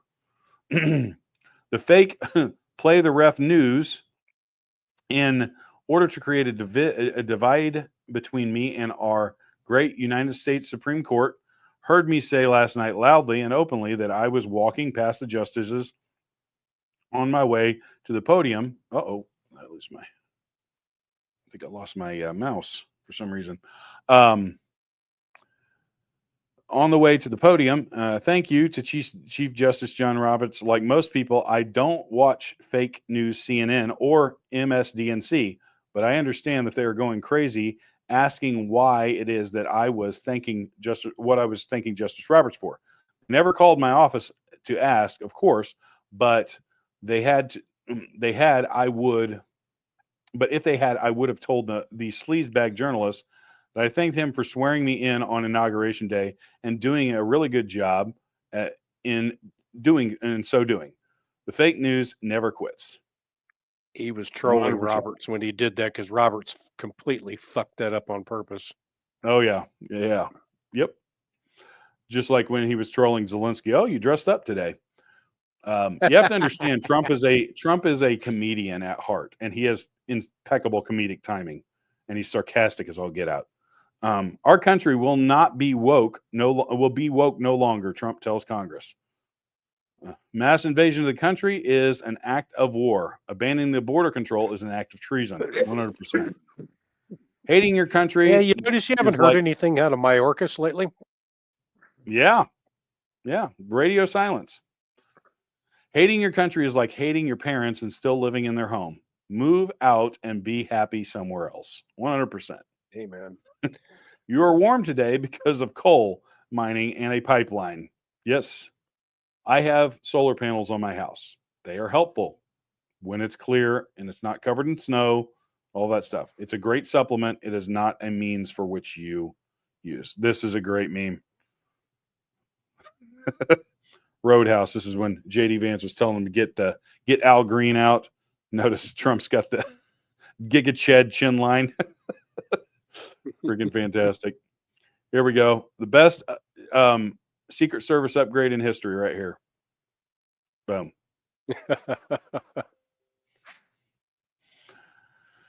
The fact is, you hate Trump more than you care about peace. I'm running low on soldiers. I need some of yours. And that's actually sexual. They are those young men that are being kidnapped off the street to be forced into, conscripted into service and dying for a war that should already be over. Ruffled feathers, viral photos capture a bald eagle and a Canada goose icy duel in a symbolic trade war. that goose is outmatched. Yes. Oh, this stops rape, not a whistle. That's actually true. I can tell you this. And a little update for you guys. Me and my wife signed adoption paperwork on our little girl, a little 4-year-old. We've had her for 2 years. She will be official member of our family. She has been for 2 years already. She will be an official member of our family. And I say that to say this. This little girl's a Spitfire, and I'm going to train her how to use a firearm properly, because I will not have my daughter, my future daughter, being raped by some lunatic. So Teach your kids how to use firearms because they are the great equalizer. And that How to concludes use a knife chapter too. 3. And how to Teach you use to a knife carry and too. use a knife. Absolutely. Yep. I always have a backup, if not a secondary and a tertiary. Okay, that concludes our final chapter 3. And real quick, Flex Industries has great triggers, and they have really amazing products. Let me play this video. Well, actually, I don't have it queued up. So, but check out Flex Industries, 17% off with the code SD17 for AKs, ARs, and various other things. This is a great company, and I'm looking forward to using their products as well. We always like to give you guys some homework, and the homework is pretty simple and straightforward. Stay abreast of the foreign events to predict what the globalists are going to try next in America. Big key. Become an insider and to get real-time intel and news from the rest of the community, and share SDN on your socials to widen our net and the voice that we have. We appreciate all of you guys. We couldn't do this without you guys. Make sure you check out the Patreon page. It's $9.99 a month, and that gives you access to the sit rep on a daily basis. We send out our show notes with all of the links to everything that we cover and all of the dialogue that we cover as well. You get exclusive behind the scenes content, access to the private encrypted signal chat. That thing is insane. It's hard for me to keep up with anymore. So many people in there giving good intel. And honestly, every time I get in there, I learn something from you guys. So thank you guys for keeping us informed as well.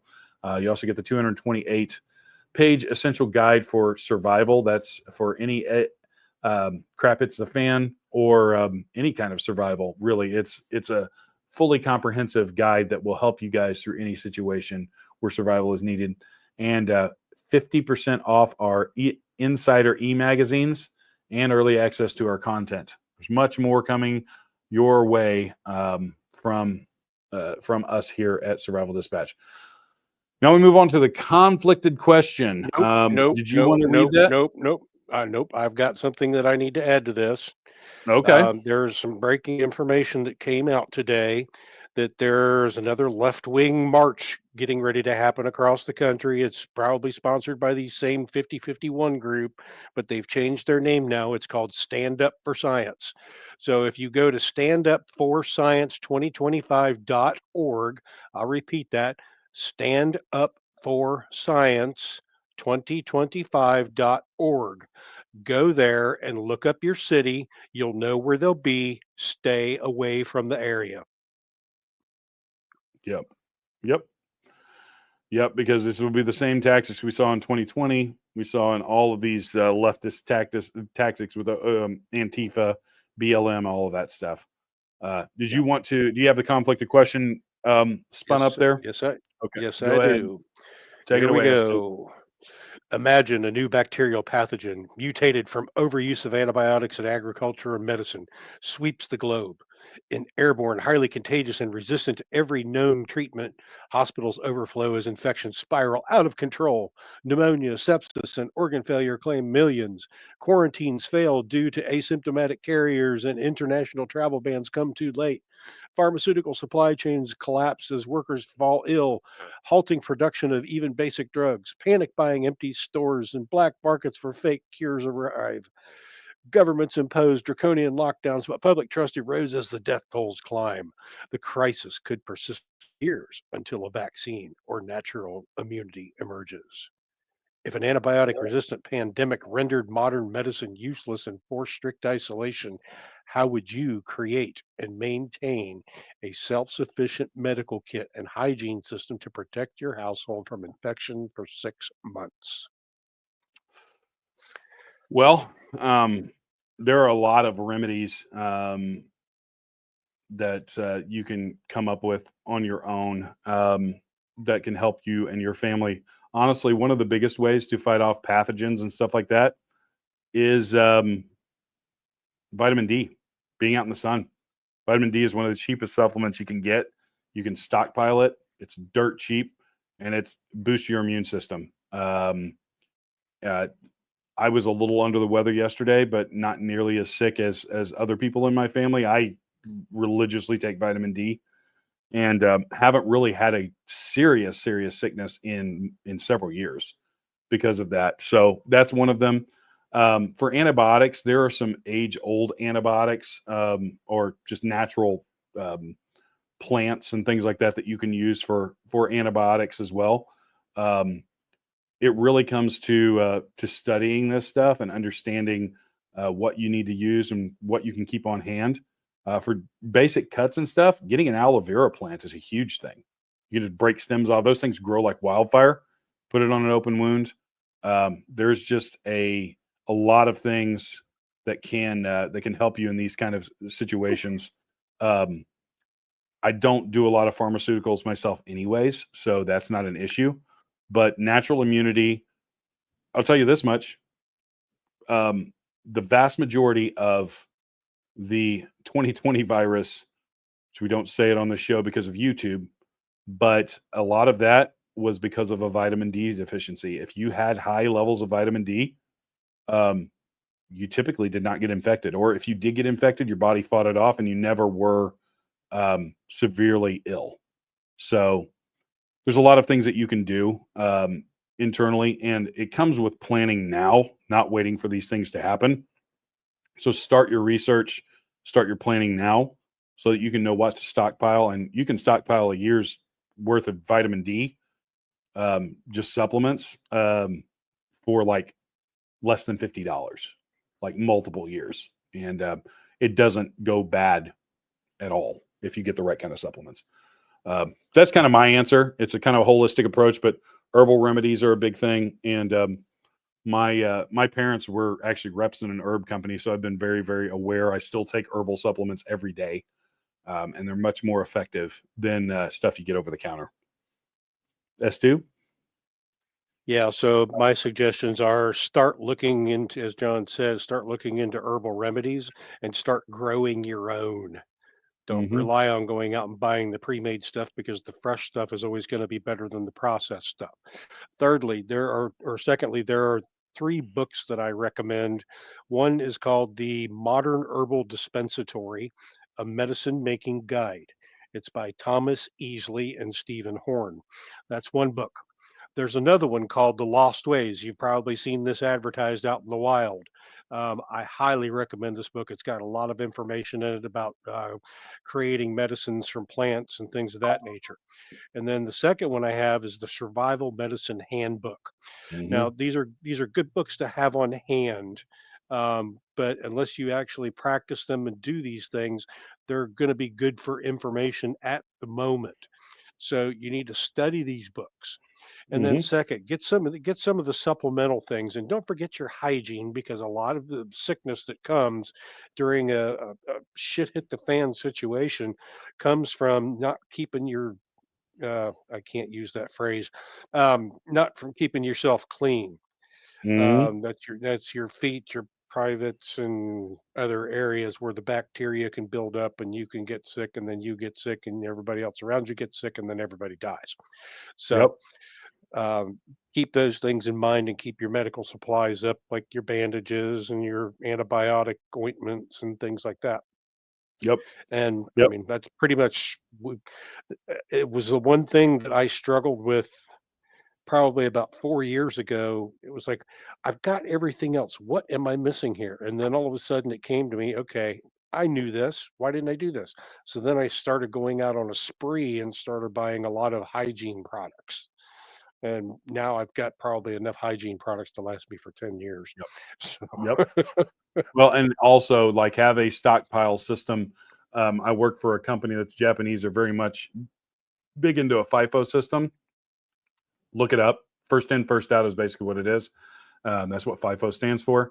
And organizing your stuff so that if you do have something that has a shelf life, that you are rotating your stuff based off of that. It's a super simple system to set up. You can set it up on a piece of paper, and you just have an end date and an out date, and you label stuff, and then you always know that that you're using the oldest stuff first, so that you keep freshness at a high level. So those are all really important things. Real quick before we go, I'm going to go ahead and announce something. We just started a Substack about a month ago, and a Substack is similar to a Patreon, but we have a lot of free content on there, and I would really appreciate any of you guys, and I'm going to put the link in the chat for all of our chats. Click on that and do a free subscription if you guys want to support Righteous Savages. I'm not trying to take anything away from Survival Dispatch. Cleared this with Chris beforehand. We do have paid subscriptions to give you a little bit more information and stuff, but at least sign up for our free stuff. I'm doing a lot of writing. I'm actually a kind of a aspiring writer. I've written for years, but never really put it to article form. And I'm writing a lot of articles about kind of faith, masculinity, and self-defense and training. So go over there, check it out, and hopefully you guys like the stuff that we're putting out. And we'll be putting out free content constantly. The vast majority of it's free. There'll be some things behind a paywall coming up, but the vast majority of it's free, and we just appreciate your support and sharing our content as well. But that's it. That's all we have for today's episode. We will be back tomorrow night, same time. Chris will be back hosting tomorrow night. I hope you guys enjoyed me hosting. And we'll see you guys soon. Like, share, and comment. And God bless America. Hoorah.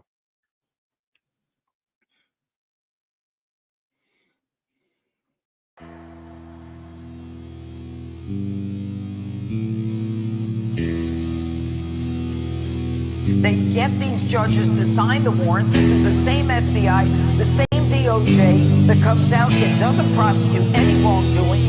They want to prosecute Donald Trump for what? For what? I got a message for the FBI. Let's go play. I got a message for the DOJ. Let's go play. I got a message for you crooked politicians. Let's go play. I got a message for you Democrats in the deep state. You know I'm praying for Trump. You know I'm praying for Mar-a-Lago. You know it's 2 years later and the facts they can't swallow. With Hillary's email, she deleted them details. Gas prices about as high as Hunter bought his crack. Orange man got one go, let's keep America great. And if he voted for Joe, then we cannot relate.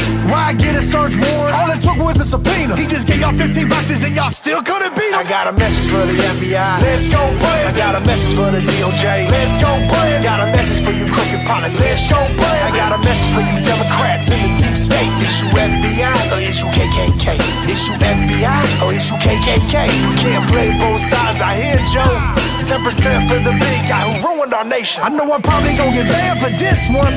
These rebels crying, screaming, yelling, but don't get done. Welcome to Biden's America, where immigrants run wild. Sick of J6 hearing, but what about Portland burning down? He's mad, he's relevant. I thought he ain't president. Untouchable 45. We know that he's heaven sent. They still trying to F him over, yeah, but he's celibate. There's a red wave come. We know you dummies is about to switch. Yeah, it's the mayor of Megaville, baby. All this hate is just bringing us more power. Trump 2024. You know all this right here is just trying to get our boy hemmed up on something so he can't run. That's all they want. They're trying to ruin the people. They're trying to ruin the country. I love all my fellow patriots, all my fellow Americans. They can ban me all they want. I'm standing tall. Blow. Let's go.